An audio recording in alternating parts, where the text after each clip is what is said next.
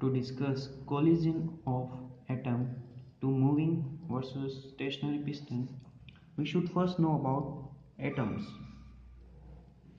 We know matter is made up of atoms. But what are atoms?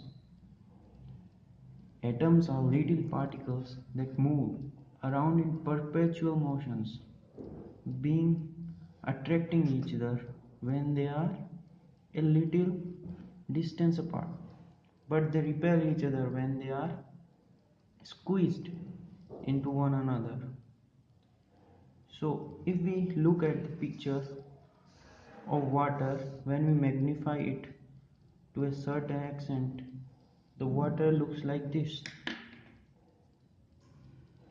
Here the dark blue circles represents oxygen atoms and the light blue circles represents hydrogen atoms.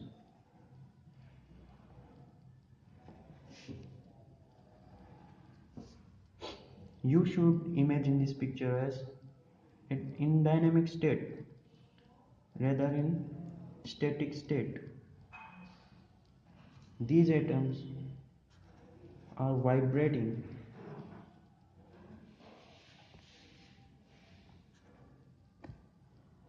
tackling one another.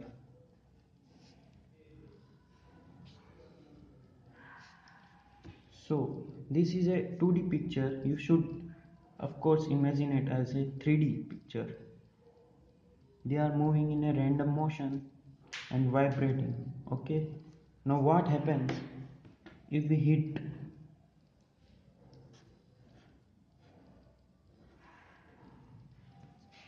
Now if we gradually increase the temperature, we increase the motion of these atoms, then what will happen?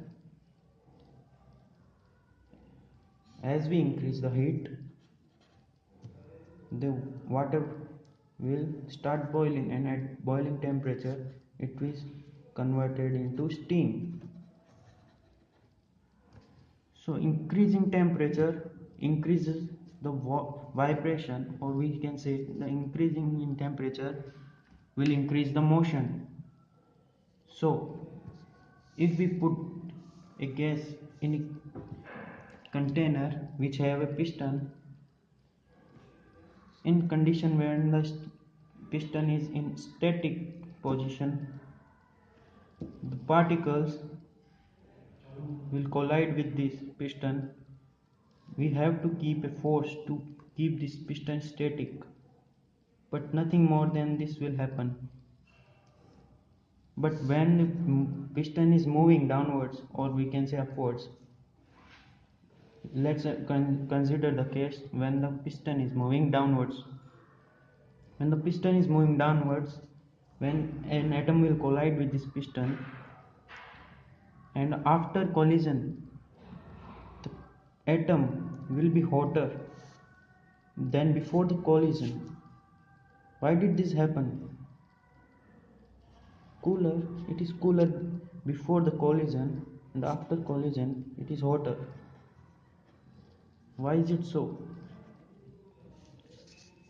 As we have discussed already, increasing temperature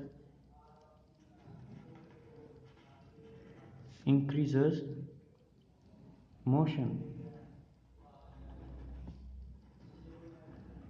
But here, when piston is moving downward, it increases the speed of the colliding atom, which eventually increases the temperature of the atom.